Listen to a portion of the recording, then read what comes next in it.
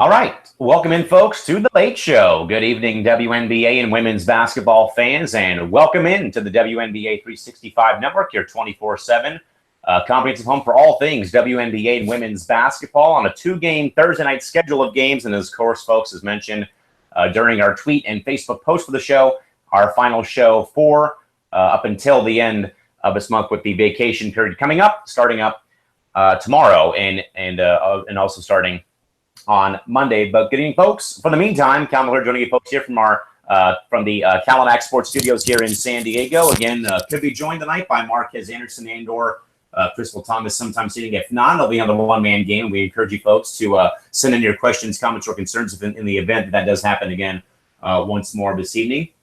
But again, folks, we'll get to the two games tonight, and again, reiterate our upcoming schedule, get to some news, and go from there this evening.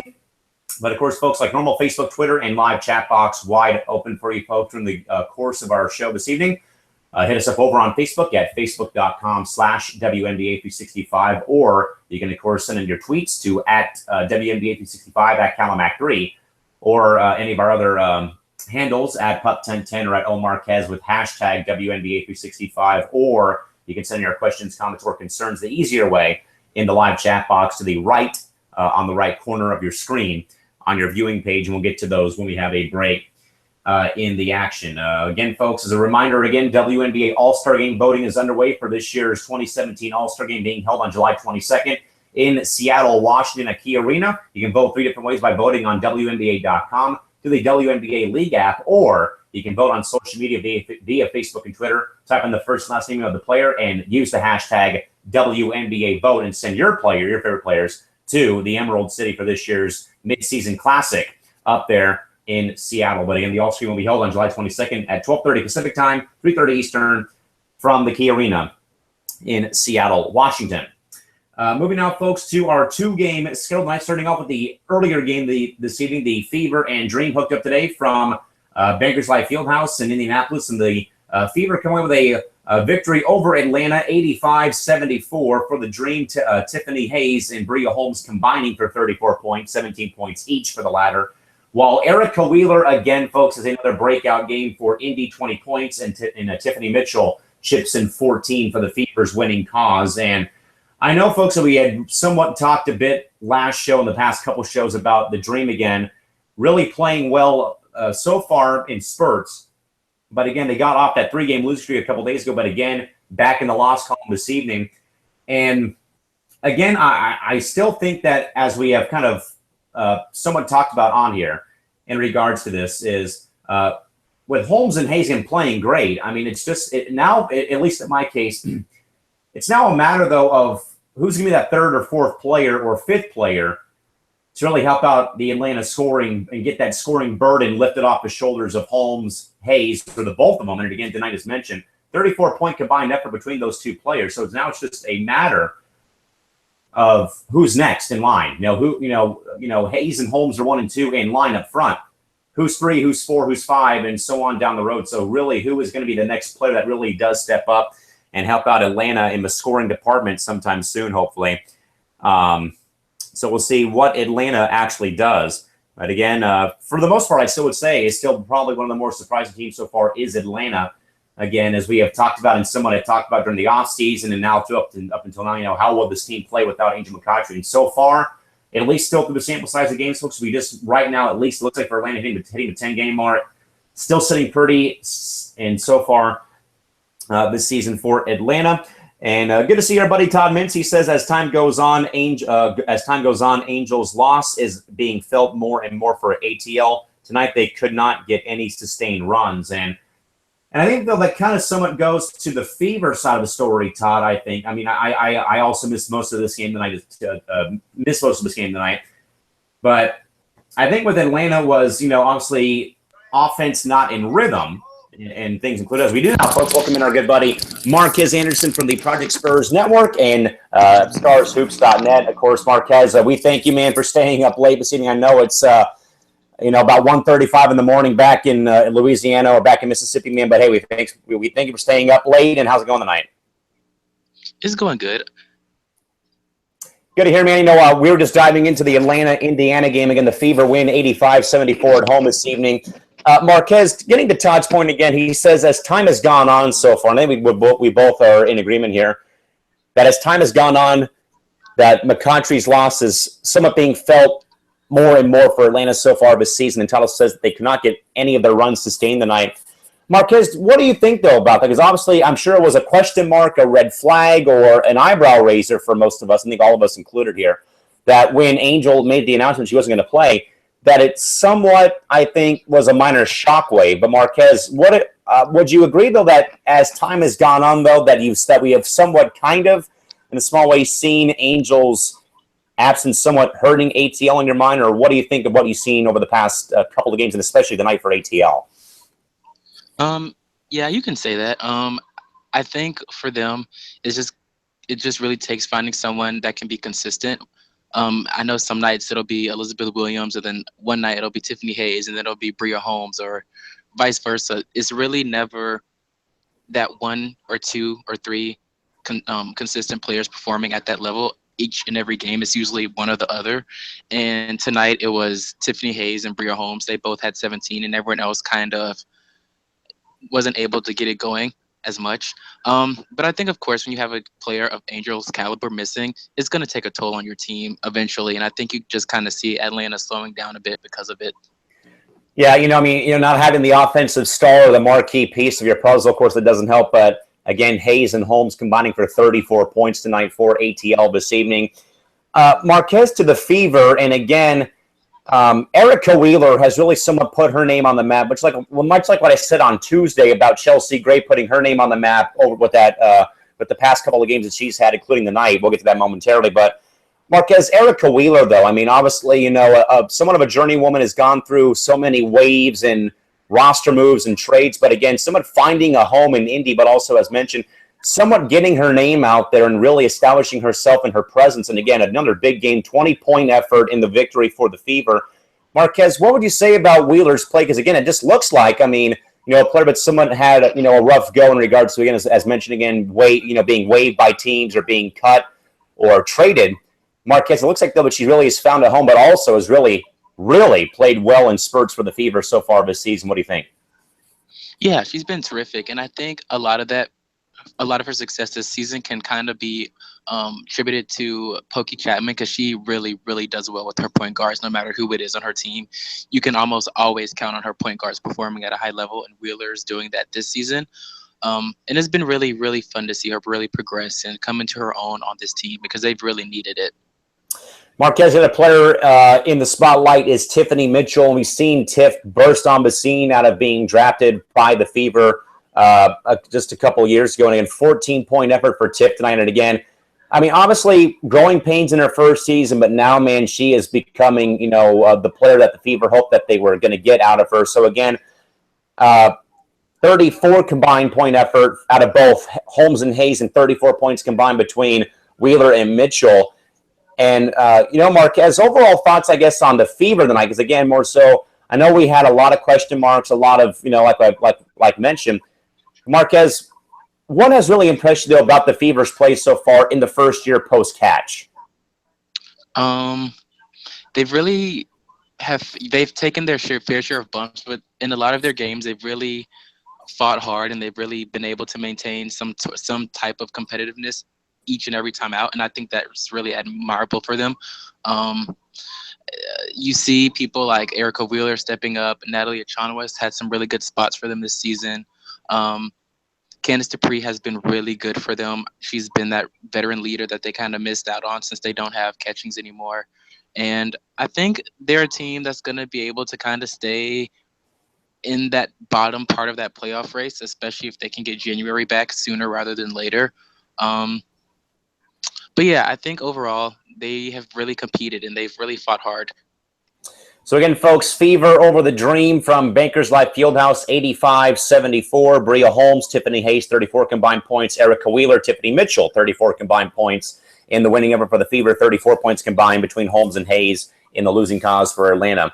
One quick post from Todd Mintz, who says about Candice Dupree going 8 of 10 in the fourth quarter. I feel Indiana has hung in there very well. January's loss, I thought, would hurt a bit, but Wheeler has stepped up in big situations. I think Marquez, one final point here on this game before we move on to the next game is, for a player like Erica Wheeler, Marquez, what can her play, the past couple of games, especially tonight, what can that do for a player's confidence, though, of course, when you have a lot of veterans, of course, that might be playing in front of you, but Marquez, what can a couple of games like this really do for a player like Erica Wheeler, again, who's really, like I said, really starting to kind of hit her stride right now with the fever?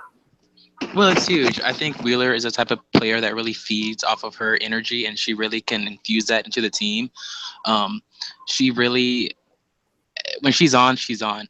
And I think you really saw that tonight when she scored 20. She is really, what really, really helps her is her intensity on both ends. I know she gives 100% effort each time she's out there, and I think that really plays into the team as well. So again, folks, the final score again, Fever 85, Dreams 74, your final from Bankers Life tonight over there in Indianapolis, Indiana. Next game of the night, Marquez, you had the pleasure of doing the StarsHoops.net, the Stars Hoops Twitter feed tonight for the game, the Stars and Sparks tonight. At one point, it looked like it was you needed a WWE announcer, Jim Ross, to announce the first half and someone else to broadcast the second half of the game. The Stars make it interesting, making a improbable third quarter run, but ultimately, again, for San Antonio, it's too little too late. LA hangs on to win 80-75. Mariah Jefferson playing out of her mind tonight off the bench, 24 points, really keeping her team in this ballgame, and also Isabel Harrison, 22 points for Izzy tonight, probably one of her better games of her career so far. Candace Parker, the rescue for LA, 20 points. And Chelsea Gray, 3 solid games in a row for C. Gray, 19 points. The Stars erased a 20-point halftime lead, but ultimately falter to 0-10 on the season. So, Marquez, let's start with the Stars, of course, first, man. Okay, you got 46 combined points out of Harrison and Mariah Jefferson tonight, both of them coming off the bench, it appeared, or other than Harrison starting and Jefferson working their way off the bench tonight. But again, Marquez, it's much like the Chicago game a couple days ago. The Stars, again, just rally, but it's just too little too late, again, giving the chance to scare. And I will say it, Marquez, really, though, man, I mean, making this game very fun and entertaining, obviously, not for LA fans or for the Sparks in general. But again, rallying back, being down 20, going on that long run, and outscoring LA 22-plus points in the third quarter.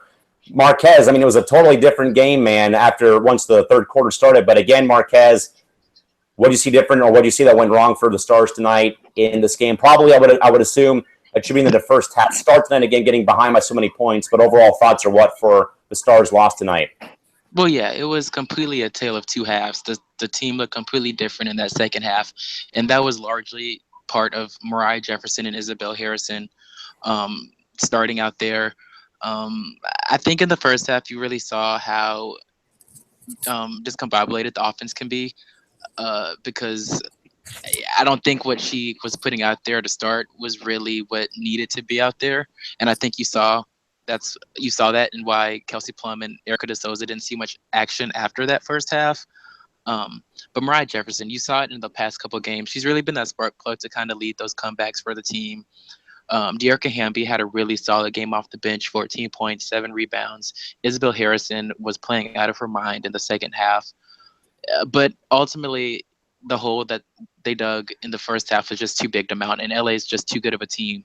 Yeah, they almost blew the lead, but they managed to hold on because they're just too good and talented of a team to really give up a lead that big. So I think moving forward, it's just going to take it's just going to take San Antonio not digging themselves a big hole like that, and I think they'll be fine eventually. Marquez, Todd has a good question I want to bring up from the chat box. He's wanting to know, was the Stars' comeback a matter of picking up the intensity, or from a Sparks self-destruction coming out soft in the third quarter and turning it over with in succession? What do you think was probably the big reason why the Stars got on that big run to start the third quarter? I just think it was who VJ decided to put out there. Those 5 that she put out there, and Hamby, Jefferson, McBride, Curry, and Izzy, I think they just work well together, and I think you just saw that the offense looked completely different. It flowed. There was a lot more movement. There was a lot more energy and intensity on both ends, and I just think that's because those players work and know each other a little bit better. Yeah, LA came out a little flat in the second half, and even Coach Agler had said that he expected that to happen. But I think a lot of the credit also has to go to San Antonio for being able to claw back into the game in the fashion that they did, going on a 16-0 run. That really, a lot of that credit has to go to your own offense. And like I said, I just think that goes to who she put out there. Jefferson was amazing, and I think she has to be the starter from here on out, because I think you've seen in the games that we've played where she has Plum out there starting, it just doesn't start off as good. And when Jefferson comes in, it looks completely different. So hopefully she recognizes that should be the move, but we'll see. Todd also chimes in to say real quick, the Stars got more confidence as the game went on, and they could have quit being down 20 points, and I think other teams and other levels would have probably done so. But again, Marquez, to the sports at least again. Now, obviously, things were looking, amazingly awesome. It was a 5-star game after the first half, but it looked like it was more of a 1-star or half a star performance for LA in the second half, specifically Marquez third quarter. I mean, they literally, again, as mentioned, left the Stars go on a 20-2 run to get to break that 20-point lead and get all the way down within 1. But of course, the Stars couldn't tie nor take the lead. So Marquez, obviously, Brian Agler kind of saw it coming, but Marquez, at some point, though, LA is going to have to realize that they cannot build these big leads and blow them incrementally, as we've already seen in regards to losing in Indiana, losing late in Atlanta and Dallas, coming back in New York. But Marquez, this has been a trend, though, man. But I think what has probably been the biggest reason, in your mind at least, as to why LA comes out so stagnant and so soft, it looks like, in the second half of most of the games played so far, and even, I think, dating back recent seasons. I really can't put a finger on it. I think maybe they get a little bit too comfortable with the leads that they have, and they kind of start playing to their competition's level, and because you've seen that several times this season. But I don't know. Like I said, I think a lot of that was maybe LA kind of relaxing and San Antonio intensifying a little bit. But I think a lot of that I think if you look at Nneka, she really wasn't herself tonight. She missed a couple of chippies, some layups that she really normally makes, because I think she ended up shooting around 40%, maybe 41, 42. Candace Parker she was pretty good, but she too kind of had some struggles in a way, in some spurts. I think Jantel Lavender really came in and did well, and Chelsea Gray really put her cape on towards the end. But I think that has to be fixed. Like, they really cannot afford to do that, no matter the competition that they're playing, because eventually it's going to catch up to them to where they get out to a huge lead, the other team comes back, and they really aren't able to recover from that. Michael Law chimes in to say the Stars don't look like an 0-10 team, and I would agree in regards to that.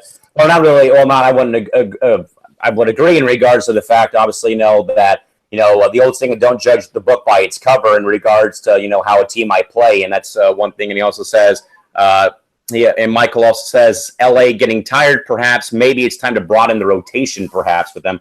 But, Marquez, you hit the nail on the head, though, buddy, in regards, though, to what Brian Agler really said, though, and what was brought up, too, by Jim Watson and Mary Murphy on Spectrum Sportsnet tonight was, obviously, the 20-point halftime lead, great, but Brian Agler goes in and says, so what are you going to do about it now? And also, Marquez, when your head coach really kind of, really throws your team someone under the bus in regards to saying, well, I kind of saw that coming. Marquez, what kind of message do you think, though, that sends to the LA locker room, though, that, that at this point, when your coach even says that, he's ready to see the team blow the lead in the second half. What kind of message does that send, I think, to the locker room in your mind in regards that this needs to stop happening in regards to blowing these big second half leads?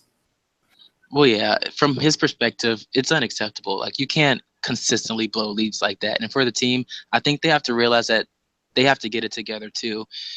Like the announcer said tonight, this is a veteran team with a lot of veterans, so they really have no excuse to be getting out to leads like that just to lose them, because that really just isn't typical for a team that's been there before. And I know some of these players that they've acquired are kind of new to the system, but they've still been around themselves as well. So I think they're just going to have to really, really, really work on it, because they simply just can't keep doing it, especially against teams that they really should beat and beat handily. Now, Marquez, back to the Sparks on the scoring sheet, at least again. So Candace Parker, 20 points. And again, really had a couple of clutch baskets early in the game. Obviously, the and one 3 seconds into the ball game off the opening tip-off was one pretty impressive play. But also Played some pretty good defense tonight, had a couple of big shots, as mentioned, but also Marquez, as you said about that sloppy play, though, I mean, she had a couple of somewhat iffy turnovers, perhaps also forcing up a couple of shots tonight. But overall, though, really kept her team in this ball game. And Chelsea Gray Marquez in 3 games, either at or over 20 points in 24 points in back-to-back games, chips in 19 tonight. Marquez, Candace Parker even told Kelly Tennant during her media scrum at practice that Chelsea is going to probably become one of the best point guards in the league in a couple of years. But Marquez, what about these last 3 games in regards to how Chelsea has played through at least the past 3 games, man? And she's played sensational, but what would you say about it? Yeah, she's definitely saved them from some potential losses. I know tonight she made some really timely baskets, especially that shot with the shot clock running down. I think she got the ball with about 3 seconds, and she just made a play. But she's been doing that over this 3-game stretch, and it's really, really been huge for them because they've needed it. I think she's really solidifying her spot in the rotation, especially as a starter. And moving forward, I think she can just really build on this. And I think Agler trusts her. I think the whole team trusts her, and I think that's why you've been able to see her perform at the level that she has been. Todd writes in to say real quick, Brian is that way. He called timeouts anytime he saw a lull in play, but he sat down with arms folded when SA kept that run going. He was basically saying, I cannot do it, cannot do anymore. It's up to you guys and you ladies to battle through this. So I'm doing his best Phil Jackson impersonation, just sitting there and letting the team, go like on an 0 for 20 run, I guess. But valid point made by Todd. Again, the Sparks win 80-75 over the San Antonio Stars. The Sparks blew a 20-point lead, but hang on to win, and the Stars fall to 0-10 on the season and sadly creep closer to that 0-17 start by the 08 Atlanta Dream for worst start in WNBA history at this point in time. Again, Marquez, I brought up one news story on Tuesday night back here. Again, and I really couldn't dive into in great detail because it was kind of tough doing the show solo. But again, Marquez, I'm sure you may have seen or heard, but again, Dylan and Dakota Gonzalez, the 2 sisters out of UNLV, again, have decided to forego their final year of eligibility to play basketball due to 2 things, both pursuing their music career, but also, again, more so because of unconfirmed reports of NCAA sanctions put against either them or against the university. Again, not really full details, but Marquez, this also happened too on Wednesday night as well in regards to the Central Florida football place kicker also being under NCAA scrutiny for his YouTube channel, having over 50,000 subscribers, which of course can generate revenue for himself. Basically his little vlog. So Marquez, in 2 instances, man, NCAA is coming down on 3 athletes for pursuing what they were supposed to go to school for in the first place. And last I checked, they are students first, athletes second. Marquez, what's your overall thoughts or stance in regards to, again, this developing situation as early as Tuesday again, and at least, Marquez, involving the Gonzalez's again, as mentioned, foregoing their final year of eligibility again due to music, but also as well, perhaps some NCAA sanctions for that reason? Yeah, I've kind of dabbled into their story somewhat, but I don't quite fully get what the NCAA was doing to them per se. I remember reading one of them had said that they would get emails that was basically kind of threatening them in a way, saying if you do this, then X, Y, and Z is going to happen.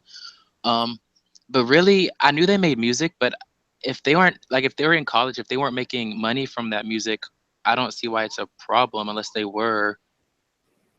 But I listened to their the EP they released, and they're really talented. So it's really a shame that they had to give up on one of their passions, because I know they say they love basketball and they are kind of looking into ventures overseas to keep playing. But kudos to them for chasing their dreams and doing what they want, because I know it was a tough decision for them to leave a year early when they probably didn't want to, but they've got their degrees and now I think they're just ready to start pursuing their other interests, and there's nothing wrong with that. And like I said, their music's pretty good, so good luck to them. Absolutely. So again, folks, we'll have more about these developing situations when the time has come. But again, you can find out more perhaps by visiting local media for that as well. And Michael chimes in to say just one word in plain, absurd. And I agree 100% with that. Again, folks, friendly reminder once more again, WNBA All-Star Game voting is underway for next month's mid-season classic, when the West and East take on each other from the Key Arena in Seattle, Washington. You can vote 3 different ways, of course, by voting online at WNBA.com and clicking on the All-Star Game tab at the bottom of the page. Vote on the WNBA app, or, of course, do it via social media on Facebook or Twitter. Type in the first and last name of your favorite player with hashtag WNBA vote and send them to the Emerald City for this year's 2017 All-Star Game. Again, being held July 22nd, 12:30 p.m. Pacific, 3:30 Eastern from the Key Arena in Seattle, Washington. Marquez, 2 games on the Friday schedule for tomorrow, starting off with the Liberty and Wings, starting off our day, followed by the Sky and Mercury to wrap up the Friday schedule of games for the 2-game slate. All right, Marquez, let's get to the predictions and thoughts. What do you got first for the Liberty and Wings tomorrow from Arlington? I'm going to go with New York. I just think they've been playing pretty well as of late.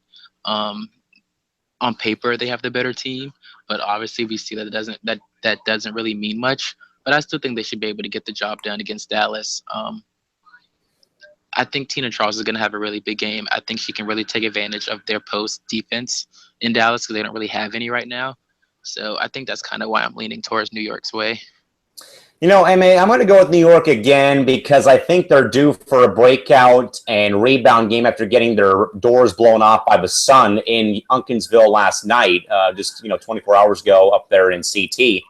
And I do expect them to play probably 10 times better because obviously they had a very rough shooting night on Wednesday, so I expect them to win on the road. Todd says he agrees. Liberty have to bounce back.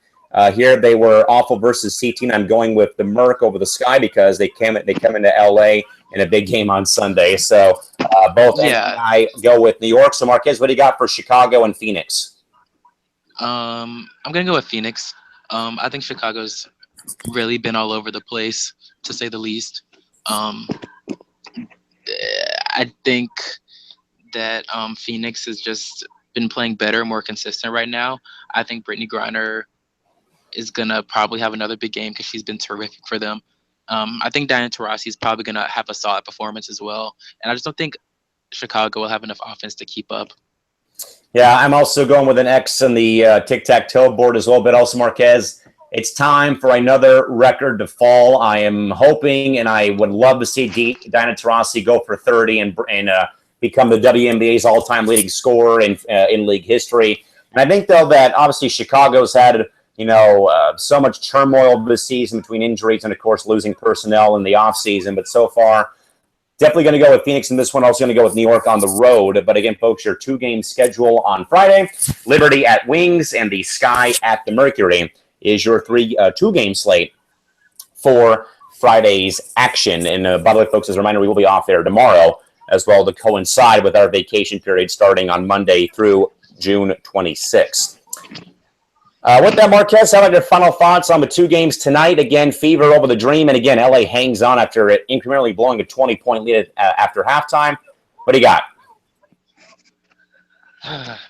Just waiting for the Stars to get their first win of the season. We keep getting so close. It's gonna happen soon. I can feel it.